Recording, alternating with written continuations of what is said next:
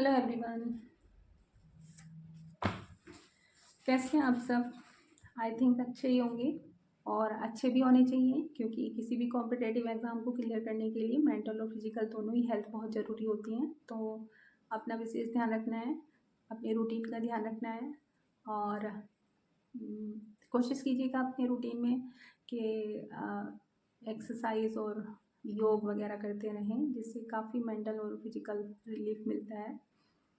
दूसरा, जिन्होंने अभी OTR कंप्लीट नहीं किया है वो अपना OTR कंप्लीट कर दें, क्योंकि OTR के बाद भी कुछ टाइम लगेगा फॉर्म फिल करने के लिए, वो कुछ टाइम लेगा। तो जल्दी से अपना OTR कंप्लीट कर लीजिए। दिन के और रात के समय में तो साइट बिजी चलती है, तो आप कोशिश कीजिएगा कि अर्ली मॉर्निंग उठ करके आप अपनी OTR और फॉर्म फिल करने का प्रोसेस कंप्लीट कर लें। दूसरा, जो मेरे पास मैसेज आ रहे थे कि मैम क्या आप कहीं पर टीचिंग करती हैं, तो मैं टीचिंग करती थी। +1 और +2 को फिज़िक्स मेरा सब्जेक्ट है, बट अभी बच्चा छोटा है। अभी जस्ट मैंने उसका एडमिशन कराया प्री नर्सरी, तो उसकी टाइमिंग और मेरी टाइमिंग में बहुत डिफरेंस था। जब से उसका जन्म हुआ है तब से मैं घर पर ही हूँ, मतलब 3 साल हो गए मुझे। तब से मैं घर पर ही हूँ। इस साल सोचे थे कि एडमिशन इसीलिए कराया था कि रीजॉइन कर लूँ, बट क्या है कि टाइम मैनेज नहीं हो रहा। दूसरा, 3 आवर्स के लिए स्कूल जाता है और मेरी टाइमिंग पूरा टाइमिंग देनी पड़ेगी मुझे, क्योंकि अप्रैल में रीजॉइन करना था और मेरे को मई में एग्ज़ाम देना था PGT का, तो इसलिए मैंने उसको ड्रॉप कर दिया।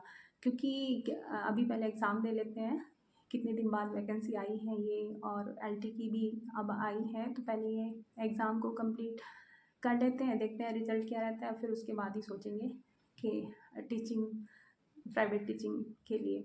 इसलिए मैंने ड्रॉप किया हुआ है।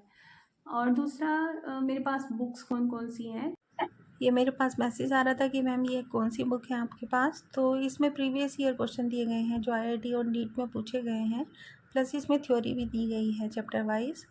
जो इंटरमीडिएट की बुक है उसे लगाने के बाद आप ये लगाइए तो कोई भी क्वेश्चन नहीं छूटेगा, और इसमें अच्छी बुक है कुल मिलाकर के।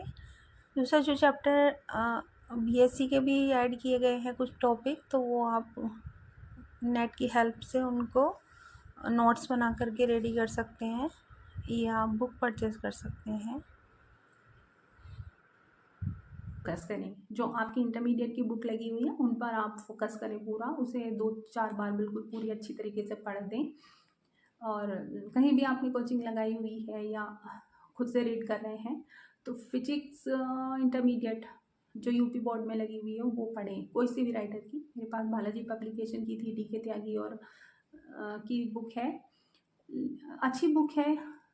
प्लस एक्सलेंट वालों की भी अच्छी बुक है, और न्यूटन की तो अच्छी बुक्स है ही है। और बहुत सारे राइटर हैं डिफरेंट, तो उनको पढ़ें और NCERT ज़रूर लगाएं। NCERT के बिना कुछ नहीं है, NCERT तो ज़रूर पढ़नी है, क्योंकि NCERT के क्वेश्चंस का लेवल अच्छा है। प्लस जो पब्लिकेशन वाले होते हैं, जैसे प्राइवेट पब्लिकेशन होता है NCERT के अलावा, तो उसमें क्या है कि आपको जो कॉम्पिटिटिव एग्ज़ाम में क्वेश्चंस आए हुए हैं वो भी पीछे दिए हुए हैं। तो पहले थ्योरी पढ़िएगा, थ्योरी पढ़ने के बाद उसके एग्जाम्पल्स और पीछे की कोशिश कीजिएगा कि कोई भी क्वेश्चन ना छूटे, कोई भी टॉपिक ना छूटे, तो वो कोशिश कीजिएगा। और अगर आप बिगनर हैं तो स्टार्टिंग से प्रिपरेशन कीजिएगा। जैसे वेक्टर, सबसे पहला चैप्टर वेक्टर आता है, तो उसे क्वेश्चंस लगाइए, उसको पढ़िए, उसको रीड करिए अच्छे से, वो क्वेश्चंस होने लगेंगे आपके। बाय।